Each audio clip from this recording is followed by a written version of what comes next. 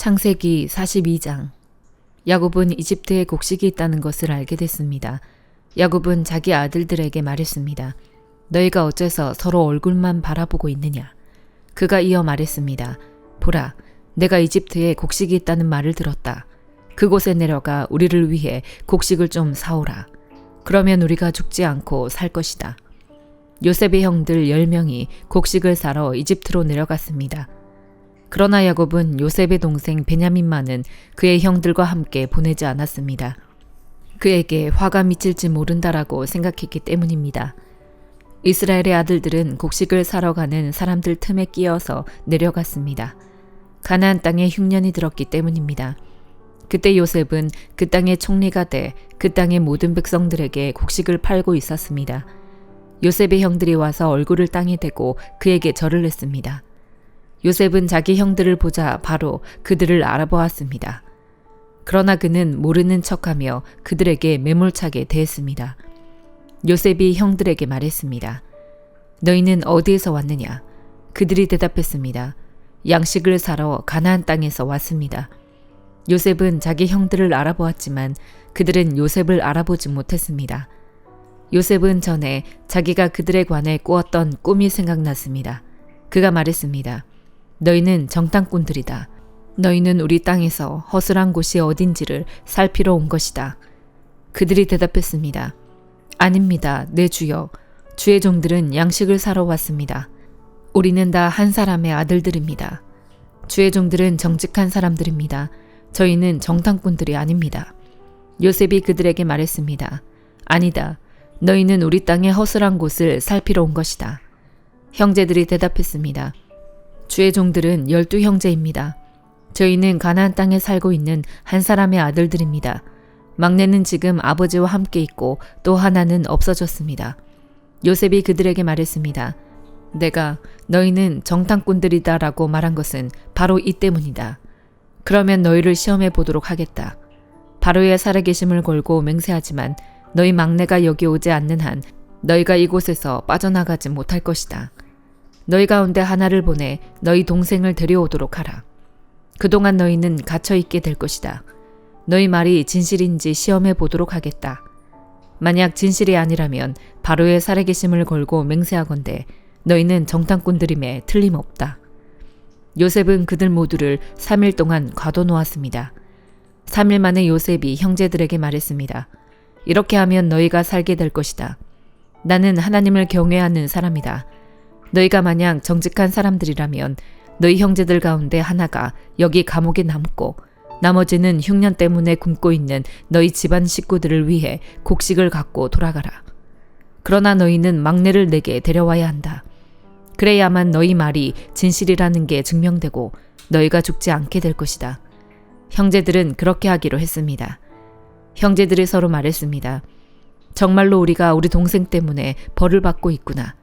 그가 그렇게 괴로워하는 것을 보고 또 그가 목숨을 구해달라고 우리에게 사정을 할 때 듣지 않아서 우리가 이런 괴로움을 당하고 있는 것이다. 르우벤이 말했습니다. 내가 그 아이에게 죄를 짓지 말라고 했는데도 너희가 내 말을 듣지 않았다. 이제 우리가 그의 핏값을 치르게 됐다. 그들 사이에는 통역관이 있었기 때문에 그들은 요셉이 자신들의 말을 알아듣고 있는 줄을 몰랐습니다. 요셉은 형들에게서 물러나와 울었습니다. 그러고 다시 돌아와서 그들에게 말하고 형제들 가운데 시므온을 골라내서 그들이 보는 앞에서 묶었습니다. 요셉은 종들을 시켜 형제들의 자루를 곡식으로 채우되 각 사람의 돈을 각자의 자루에 도로 넣어주며 여행에 필요한 음식들도 따로 주라고 명령했습니다. 그들은 그대로 행했습니다. 형제들은 나귀의 곡식을 싣고 그곳을 떠났습니다. 그들 가운데 하나가 여관에서 나귀에게 먹이를 주려고 자루를 열었다가 자루아기에 자기 돈이 그대로 들어있는 것을 발견했습니다. 그가 자기 형제들에게 말했습니다. 내 돈이 도로 돌아왔다. 여기 내 자루 속에 돈이 들어있어. 그러자 그들의 마음이 철렁 내려앉았습니다. 형제들은 놀라서 서로에게 말했습니다. 하나님께서 우리에게 왜 이런 일을 행하셨을까? 형제들은 가나안 땅에 있는 자기들의 아버지 야곱에게 가서 그동안 있었던 일들을 낱낱이 말했습니다.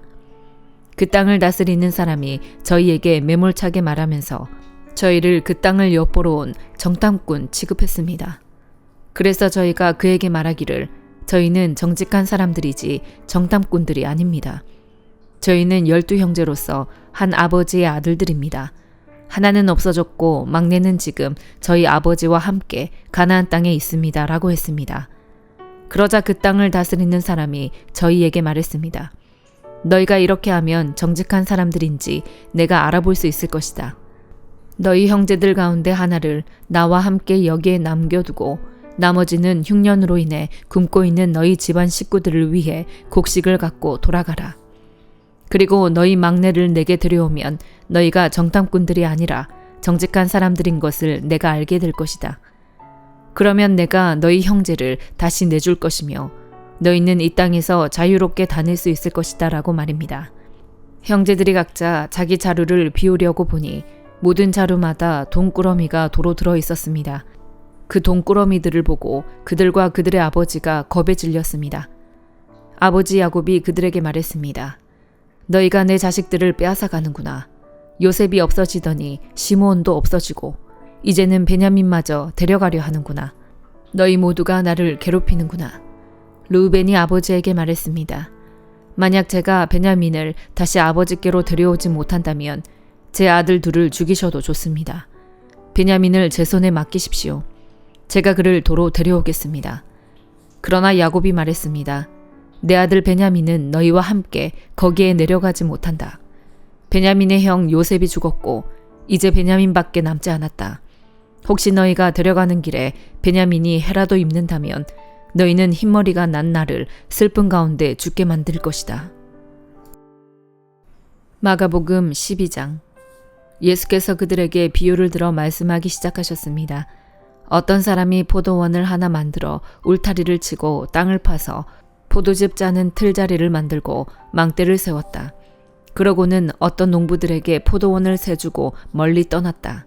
수확할 때가 되자 주인은 포도원에서 난 소출 가운데 얼마를 받아오라고 종을 농부들에게 보냈다. 그런데 그들은 그 종을 잡아다가 때리고는 빈손으로 돌려보냈다. 그러자 주인은 그들에게 다른 종을 보냈다. 그러나 그들은 그 종의 머리를 때리고 모욕했다. 주인은 또 다른 종을 보냈지만 그들은 그 종을 죽여버렸다. 그러고 나서도 주인은 계속해서 다른 종들을 많이 보냈는데 농부들은 그 종들을 때리고 덜어는 죽이기도 했다. 주인에게는 이제 단 한 사람, 바로 사랑하는 자기 아들이 남아 있었다. 그는 마지막으로 아들을 보내면서 그들이 내 아들은 존중하겠지라고 말했다. 그러나 농부들은 자기들끼리 수군거렸다. 이 사람은 상속자다. 가서 그를 죽이자.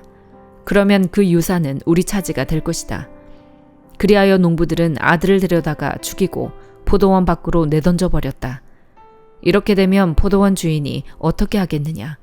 그가 와서 그 농부들을 죽이고 다른 사람들에게 포도원을 줄 것이다. 너희는 성경에서 이런 말씀을 읽어보지 못했느냐. 건축자들이 버린 돌이 집 모퉁이의 머릿돌이 됐다. 주께서 이렇게 하셨으니 우리 눈에 놀랍게 보일 뿐이다. 그러자 그들은 예수께서 말씀하신 이 비유가 자기들을 가리켜 말씀하시는 것임을 알아차리고 예수를 체포할 방도를 모색했습니다. 그러나 백성들을 두려워해 예수를 그대로 두고 가버렸습니다. 그들은 예수의 말씀을 트집 잡아 보려고 바리새파 사람들과 헤롯 당원들을 예수께로 보냈습니다. 그들이 예수께 다가와 말했습니다. 선생님, 우리는 선생님을 참된 분으로 알고 있습니다. 선생님은 사람을 겉모습으로 판단하지 않기 때문에 사람으로 인해 동요되지 않고 하나님의 진리를 참되게 가르치신다고 들었습니다. 그런데 우리가 가이사에게 세금을 내는 것이 옳습니까? 옳지 않습니까? 우리가 세금을 내야 합니까? 내지 말아야 합니까? 예수께서는 위선적인 그들의 속셈을 다 아시고 말씀하셨습니다. 왜 너희가 나를 시험하느냐? 데나리온 동전 하나를 가져와 내게 보이라. 그들이 동전 하나를 가져오자 예수께서 그들에게 물으셨습니다. 동전에 있는 얼굴과 새겨진 글자가 누구의 것이냐? 그들은 가이사의 것입니다 하고 대답했습니다. 그러자 예수께서 그들에게 말씀하셨습니다. 가이사의 것은 가이사에게 바치고 하나님의 것은 하나님께 바치라. 그들은 예수께 몹시 감탄했습니다. 부활이 없다고 주장하는 사두개파 사람들이 예수께 와서 물었습니다. 선생님, 모세가 우리를 위해 쓰기를 만약 형이 자식 없이 아내만 남겨놓고 죽으면 동생이 그 형수와 결혼해서 형의 대를 이을 자식을 낳아야 한다고 했습니다. 그런데 7 형제들이 있었습니다. 첫째가 결혼을 했는데 자식 없이 죽었습니다. 둘째가 그 형수와 결혼을 했는데 그도 역시 자식 없이 죽었습니다. 셋째도 마찬가지였습니다. 그렇게 7 형제 모두가 자식 없이 죽었고 결국 그 여자도 죽었습니다. 7 형제들이 다 이 여자와 결혼을 했으니 부활할 때에 이 여자는 누구의 아내가 되겠습니까? 예수께서 대답하셨습니다. 너희가 성경도 모르고 하나님의 능력도 몰라서 그렇게 잘못 생각하는 것이 아니냐. 죽은 사람들이 살아날 때에는 시집도 가지 않고 장가도 가는 일이 없다. 그들은 마치 하늘에 있는 천사들 같이 될 것이다. 죽은 사람의 부활에 대해서는 모세의 책에 가시떨기 나무가 나오는 곳에서 하나님께서 모세에게 말씀하시기를 나는 아브라함의 하나님, 이삭의 하나님, 야곱의 하나님이다 하신 것을 읽어보지 못했느냐. 하나님께서는 죽은 사람들의 하나님이 아니라 살아있는 사람들의 하나님이시다. 너희가 크게 잘못 생각하고 있다. 율법학자들 가운데 한 사람이 와서 그들이 논쟁하는 것을 들었습니다. 예수께서 그들에게 대답을 잘하시는 것을 보고 예수께 물었습니다. 모든 계명들 가운데 어떤 것이 가장 중요한 계명입니까? 예수께서 대답하셨습니다. 첫째로 중요한 계명은 이것이다. 이스라엘아 들으라. 주 우리 하나님은 오직 한 분이시다. 네 마음과 네 목숨과 네 뜻과 네 힘을 다해 주 너의 하나님을 사랑하라 하는 것이고, 두 번째로 중요한 계명은 이것이다. 네 이웃을 네 몸과 같이 사랑하라 하는 것이다. 이것보다 더 중요한 계명은 없다. 그 사람이 대답했습니다. 선생님, 옳은 말씀입니다. 하나님은 오직 한 분이시고 하나님 한 분 외에는 다른 신이 없다는 말씀이 옳습니다. 온 마음과 모든 지혜와 온 힘을 다해 하나님을 사랑하는 것과 이웃을 자기 몸같이 사랑하는 것이 모든 번제물과 희생제물보다 더 중요합니다. 예수께서는 그가 지혜롭게 대답하는 것을 보시고 너는 하나님 나라로부터 멀리 있지 않구나라고 말씀하셨습니다. 그 뒤로는 감히 예수께 더 묻는 사람이 없었습니다. 예수께서 성전에서 가르치시면서 물으셨습니다. 어째서 율법학자들이 그리스도를 다윗의 자손이라고 하느냐? 다윗 자신이 성령으로 감동돼 이렇게 친히 말했다. 주께서 내 주께 말씀하셨다. 내가 네 원수들을 네 발 아래 굴복시킬 때까지 너는 내 오른편에 앉아 있어라. 다윗 자신도 그분을 주라 부르는데 어떻게 그리스도가 다윗의 자손이 될 수 있겠느냐? 많은 사람들이 예수의 말씀을 기쁘게 들었습니다. 예수께서 가르치시면서 말씀하셨습니다. 율법학자들을 조심하여라. 이들은 긴 옷을 입고 다니기를 좋아하고 시장에서 인사받기를 좋아한다. 또 회당에서 높은 자리와 잔치에서 윗자리에 앉기를 좋아한다. 그들은 과부의 집을 삼키고 남에게 보이려고 길게 기도한다. 이런 사람들은 더 큰 심판을 받을 것이다. 예수께서는 성전 헌금함 맞은편에 앉아 사람들이 헌금함에 돈 넣는 것을 보고 계셨습니다. 많은 부자들이 큰 돈을 넣었습니다. 그런데 가난한 과부 한 사람이 다가오더니 렙돈 동전 2개, 곧 1고드란트를 넣었습니다. 예수께서 제자들을 불러서 말씀하셨습니다. 내가 너희에게 진실로 말한다. 이 가난한 과부가 어느 누구보다 더 많은 헌금을 드렸다. 그들은 모두 풍족한 가운데서 드렸지만 이 여인은 가난한 가운데서도 자신이 가지고 있던 모든 것, 곧 자기 생활비 전부를 드렸다. 욥기 8장. 그때 수아 사람 빌닷이 대꾸했습니다. 자네가 언제까지 그런 말을 하겠는가? 언제까지 거친 바람처럼 말하겠는가? 하나님께서 심판을 잘못하시겠는가? 전능하신 분이 정의를 왜곡하시겠는가? 자네 자식들이 그분께 죄를 지었다면 그 죄 때문에 그들을 버리시지 않았겠는가? 그러나 자네가 하나님을 간절히 찾으며 전능하신 분께 은총을 구한다면, 또 자네가 순결하고 정직하다면 지금이라도 그분께서 자네를 위해 직접 일어나 자네의 의의 자리를 회복시키실 것이네. 자네의 시작은 보잘것없을지라도 자네의 나중은 심히 창대하게 될 걸세. 부탁하는데 이전 세대에게 물어보아 그 조상들이 알아낸 것을 들을 준비를 하게. 우리가 어제 태어나서 아는 것이 없고 이 땅에서의 우리 인생은 그림자에 불과한 것이네. 조상들이 자네에게 가르쳐주고 말해주지 않겠는가? 조상들이 마음에서 나온 말로 쏟아내지 않겠는가? 늪 없이 왕골이 자라겠는가? 물 없이 갈대가 자라겠는가? 아직 푸른색이 돌아 꺾을 때가 되지 않았는데도 다른 풀보다 먼저 시들어버리지 않는가? 하나님을 잊고 사는 사람의 운명도 마찬가지라네. 하나님 없는 사람의 소망은 망해버릴 것이네. 그가 바라는 것은 끊어질 것이고 그가 의지하는 것은 거미줄 같을 것이라네. 그가 자기 집에 기대어도 집이 서 있지 못할 것이고 그가 단단히 붙잡아도 집이 버티지 못할 거란 말일세. 그가 해 아래에 싱싱한 식물같이 새 가지가 정원 가득 뻗어나오고 그 뿌리가 서로 얽혀 바위 더미를 두르고 돌 속에서도 자리를 찾지만 만약 그 자리에서 뽑히면 그 자리도 너를 본 적이 없다고 하며 밀어낼 것이네.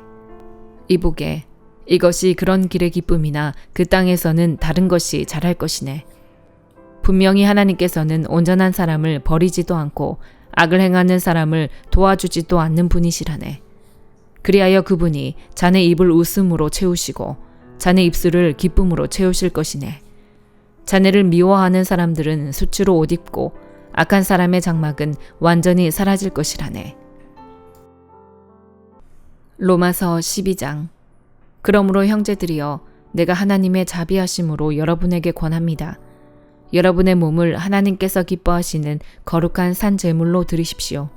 이것이 여러분이 드릴 영적 예배입니다. 여러분은 이 세대를 본받지 말고 오직 마음을 새롭게 함으로 변화를 받아 하나님의 선하시고 기뻐하시고 온전하신 뜻이 무엇인지 분별하도록 하십시오. 나는 내게 주신 은혜를 힘입어 여러분 각 사람에게 말합니다. 여러분은 마땅히 생각할 그 이상의 생각을 품지 말고 오직 하나님께서 각 사람에게 나눠주신 믿음의 분량대로 분수에 맞게 생각하십시오. 우리가 한 몸에 많은 지체를 가졌으나 모든 지체가 같은 기능을 하는 것이 아닙니다. 이와 같이 우리 많은 사람들도 그리스도 안에서 한 몸을 이루었고 각 사람은 서로 지체가 됐습니다. 우리는 우리에게 주신 은혜를 따라 서로 다른 은사를 갖고 있습니다. 만일 예언이면 믿음의 분량대로, 섬기는 일이면 섬기는 일로, 가르치는 사람이면 가르치는 일로, 권면하는 사람은 권면하는 일로, 구제하는 사람은 순수한 마음으로, 지도하는 사람은 부지런함으로, 긍휼을 베푸는 사람은 기쁜 마음으로 해야 합니다. 사랑에는 거짓이 없어야 합니다. 악한 것을 미워하고 선한 것을 붙드십시오. 형제의 사랑으로 서로 사랑하고 서로 먼저 존경하며 열심을 내 일하고 성령으로 뜨거워진 마음으로 주를 섬기십시오. 소망 가운데 기뻐하고 환난 가운데 참으며 기도에 항상 힘쓰십시오. 성도들의 쓸 것을 공급하고 나그네를 대접하는 일에 힘쓰십시오. 여러분을 핍박하는 사람들을 축복하십시오. 축복하고 저주하지 마십시오. 기뻐하는 사람들과 함께 기뻐하고 우는 사람들과 함께 우십시오. 서로 마음을 같이 하고 교만한 마음을 품지 말며 오히려 비천한 사람들과 사귀고 스스로 지혜 있는 채 마십시오. 아무도 악을 악으로 갚지 말고 모든 사람 앞에서 선한 일을 힘써 행하십시오. 여러분이 할 수만 있으면 모든 사람들과 평화롭게 지내십시오. 사랑하는 형제들이여, 여러분이 스스로 원수를 갚지 말고 하나님의 진노하심에 맡기십시오. 기록되기를 원수를 갚는 것이 내게 있으니 내가 갚아주겠다라고 주께서 말씀하십니다. 네 원수가 굶주려 있으면 먹이고 목말라 하면 마실 것을 주어라. 이로써 네가 그의 머리 위에 숯불을 쌓을 것이다. 악에 지지 말고 선으로 악을 이기십시오. 아멘.